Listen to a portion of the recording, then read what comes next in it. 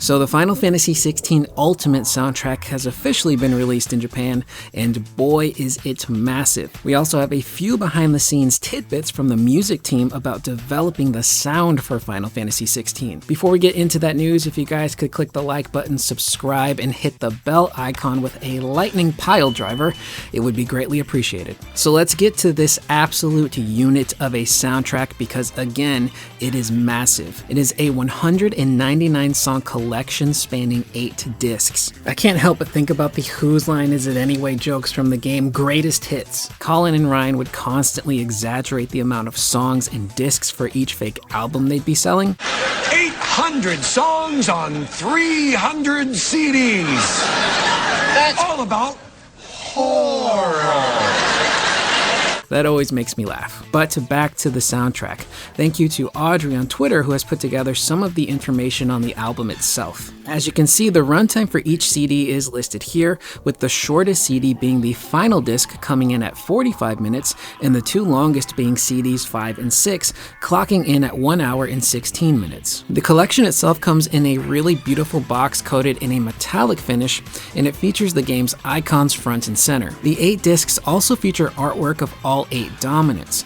There is also a regular edition of the soundtrack spanning 7 discs, which features colored CDs with the symbol of each respective kingdom on them. I'll leave a link to Audrey's Twitter profile in the description down below. She's provided a clear look at the artwork itself, as well as a video of the inside of the box set featuring those discs. The set is only in Japan at the moment, but you can order it through Audrey's site.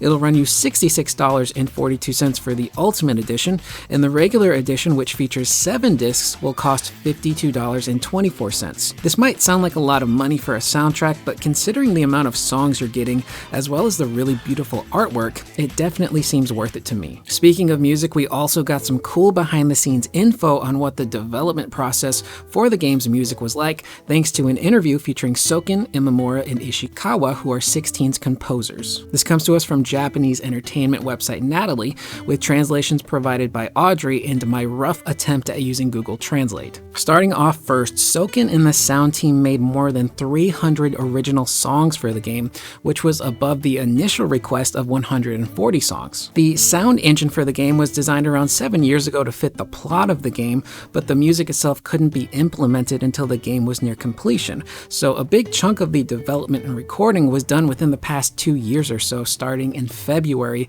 of 2020. Yoshi P took over for a little bit and was somehow able to take all of the characters, the countries, the openings, endings, and scenarios from the game into consideration, and he put together a list of the 200 different tracks in the game, which is massive. At the time of development, Soken was also still composing for Final Fantasy XIV, and he was asked what his experience was like working on both games at the same time. He says, "Speaking of rough times, spending countless months coming up with ways to musically reflect Clive's rough times while simultaneously continuing to score Final Fantasy XIV is what I would call a rough time." He also expands upon the difference between the soundtrack styles of 14 and 16 by saying, "14 is a place where all kinds of expressions are allowed, as it is called Final Fantasy Theme Park. To put it bluntly, anything goes. Final Fantasy is a series that has an air of anything going on, but 14 is the best of them all, and 16 has the image of having a straight line in it. That's why I was conscious of switching my head quite a bit in the music production of 14 and 16. Which is true, I can't imagine what it's like trying to score 2 games at the same time. Doing one is difficult enough, but now you have to separate how you're composing. One game has that straight line of music that has to reflect an entire journey, and the other soundtrack is being created for a game that is still ongoing, that has multiple expansions to it in different areas, and is essentially a huge celebration of Final Fantasy. So you're working on new original songs, but you're also remixing and implementing old school Final Fantasy music at the same time. Trying to balance out both of those had to have been really difficult. Soken also does go on to talk a little bit more about how there was 140 songs in the game and how that could potentially complicate creating the melodies since they all needed to be kind of unique. He goes on to say, "Yoshida indicated the direction of I want to play with an orchestra. I received a list of the required number of songs from the scenario writer, Kazutoyo.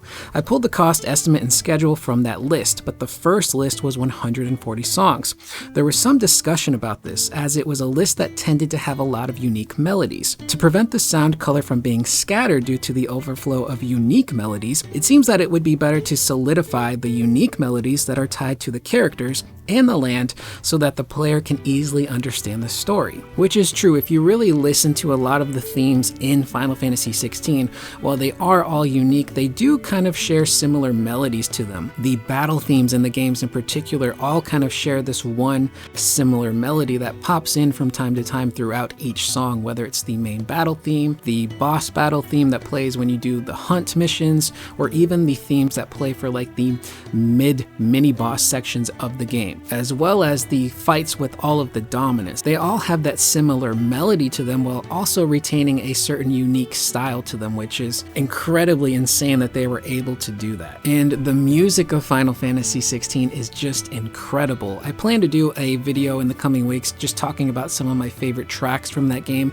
but first I have to get my review for 16 out. I'm currently working on that, so once that is said and done, then we can focus on just kind of gushing about the music of Final Fantasy XVI, because there are so many amazing tracks in that game that Soken and his team were able to come up with. And it is really incredible what they were able to do. I know 14 is very much a celebration of Final Fantasy, but I also kind of feel like 16 is the same. Soken was able to create a unique soundtrack that represents the world of 16 while also paying homage to and celebrating the composers that came before him, like Uematsu and Yoko Shimomura. So being able to blend those styles and still have something that's unique is very impressive. So be on the lookout in the coming weeks for that video where we just talk about the music of 16.